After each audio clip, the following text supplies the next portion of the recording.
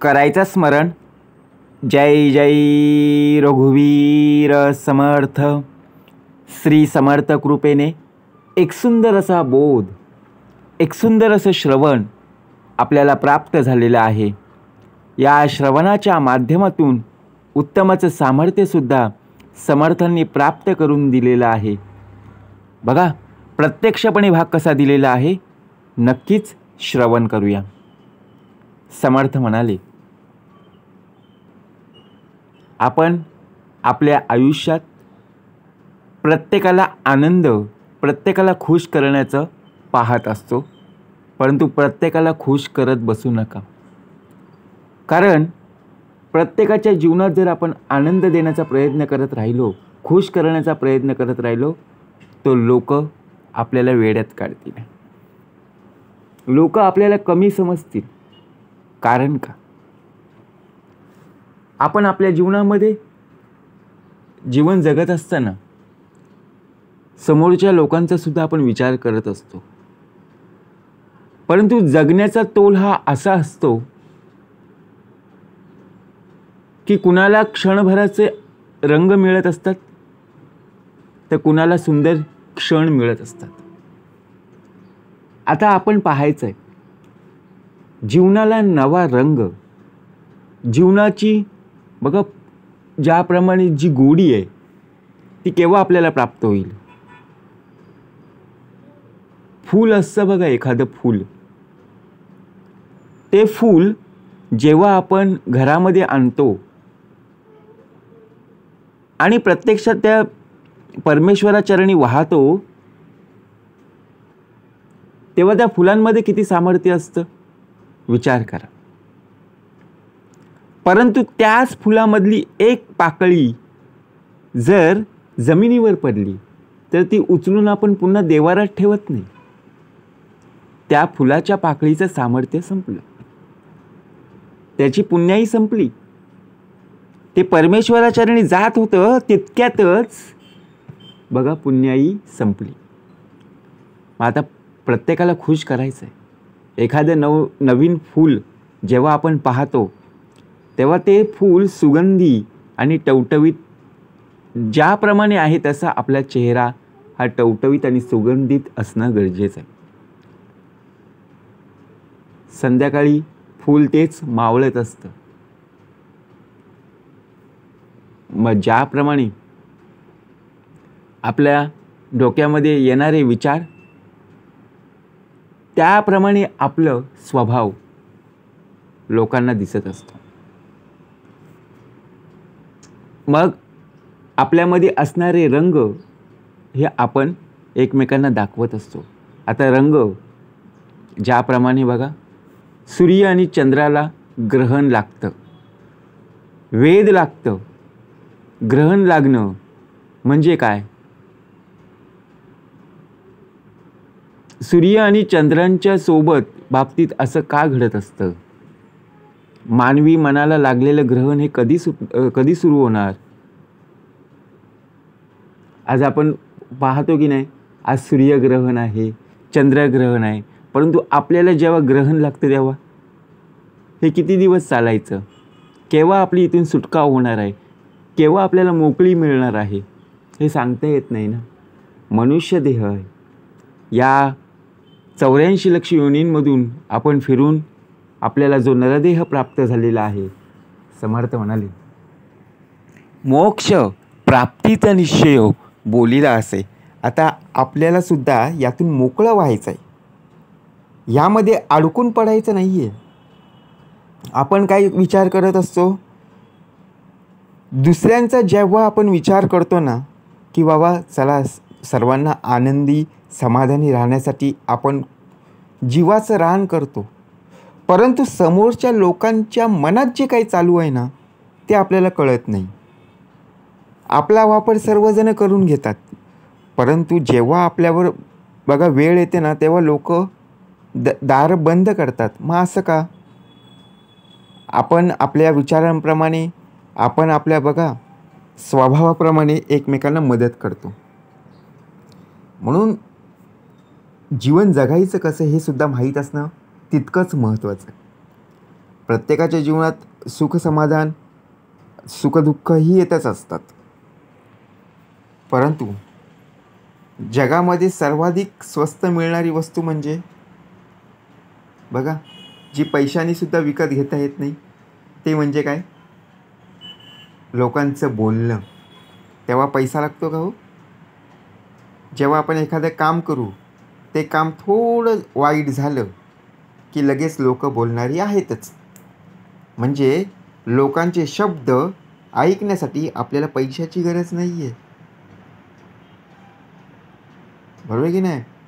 म्हणून एकाकडे मागितला तर अनेक जण न मागता मोफत देत असतात.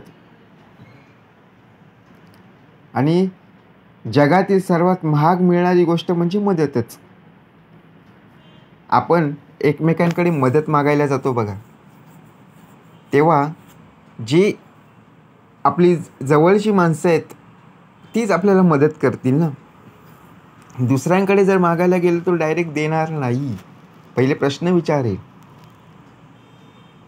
आपण काय विचार करू, अरे मी यांना सुद्धा मदत केली होती, परंतु जेव्हा तुला मदत लागेल, जेव्हा तुझ्यावर वेळ येईल, तेव्हा तीच लोक तुला प्रश्न विचारल्याशिवाय राहणार नाही.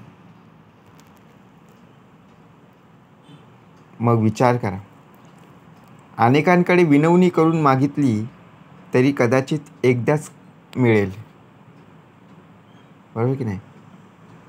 परंतु अनेकांना डोळ्याने आपली अडचण दिसत असली तरी एक वेळ सल्ला देतील, पण मदत कोणी करणार नाही, बरोबर की नाही? सल्ले देणारे खूप आहेत. आपण विचार करू, अरे यांचं मी काही घेतलं सुद्धा नव्हतं, तरीसुद्धा सल्ला आपल्याला ऐकावंच लागतं. म्हणजे विचार जर केला, नदीचं पाणी हे किती गोड जरी असलं ना, तरी शेवटी तिला खाऱ्या समुद्रालाच मिसळून राहायला लागत असतं ना. मग संगतीने संगत वाढते, परंतु संगत जर वाईट संगतीला जोडत असेल तर मग त्या चांगल्या संगतीचा उपयोग काय? शेवटी वाईटाला धरून पुढे चालली आहे ना. म्हणून मनुष्य कितीही जरी सरळ असला ना, तरी त्याला काही वाकड्या व्यक्तींबरोबर मिसळूनच जीवन जगावं लागत असतं. आता विचार करा, मनुष्य देह आहे. मनुष्य देह जेव्हा विचार करतो आणि विचार करत असताना बघा, आपला स्वभाव उत्तमाच आहे. समोरची व्यक्ती आपल्याला काहीतरी बोलत आहे आणि त्या व्यक्तीच्या बोलण्यावरून जर आपण वागत असू आणि त्यांच्यामध्ये आपण मिसळत असू, तो उपयोग काय? चांगल्या स्वभावाप्रमाणे चांगली माणसं सुद्धा आपल्या आयुष्यात येणं गरजेचं आहे. प्रत्येक मनुष्याचे विचार हे त्याच्या वागण्या बोलण्यातील बघा शब्दांवरून कळत असतं. त्याचं वागणं कसं आहे, त्याचं बोलणं कसं आहे, आपण फक्त विचार करत असतो आणि त्यातूनच दृष्टिकोन आणि हेतू स्पष्ट होत असतो. त्यांच्या विचाराचं प्रतीक प्रत्यक्षात आपल्याला पाहायला मिळतं.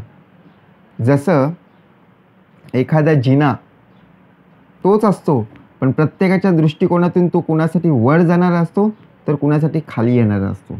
जसं आपण सापशिडीचा खेळ खेळतो बघा, शिडी असते ना, परंतु सापाने गिळल्यानंतर पुन्हा खाली आलो की नाही?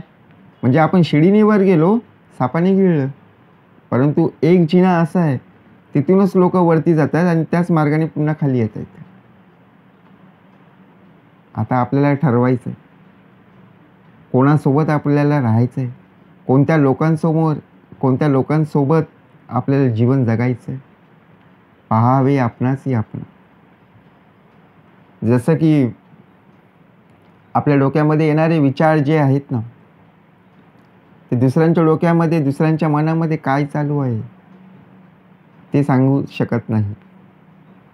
परंतु आयुष्य म्हटलं की चुका हे होणारच, त्या होणं स्वाभाविकच आहे. चूक ही प्रत्येकाची कधी ना कधी होत असेल, अशी कुठलीही व्यक्ती नाही आहे त्या व्यक्तीच्या हातून कधीही चूक घडलेली नाही, असं होऊच शकत नाही. पण आपण त्या चुकीतून सावरत असताना आपण त्यापासून काय शिकतोय हे महत्त्वाचं आहे. आता एकदा चूक झाली, पुन्हा जर ती चूक केली तर लोक आपल्याला वेड्यात काढतील, लोक आपल्याला बोल लावतील. कारण का पुन्हा पुन्हा तीच चूक आपण करत आहोत. कारण चुकीतून घेतलेला अनुभव नक्कीच आपलं जीवन यशस्वी बनवू शकत असतं. बरोबर की नाही? जीवन घडवण्याचं, जीवन बदलण्याचं एकच आहे, ते म्हणजे आपल्या हातून घडणारी चूक. जसं अपयशातून मिळणारे यश, अपयश जरी आलं तरी खचायचं नाही आहे. आपल्याला माहीत आहे की त्याच अपयशातून आपल्याला पुढे यश हे नक्कीच प्राप्त होणार आहे. म्हणून चूक झाली, माफी मागा. चूक झाली, समजून घ्या. कारण ती प्रत्येकाच्या हातातून घडतच असते, होत असते. परंतु पुन्हा पुन्हा चूक करू नका.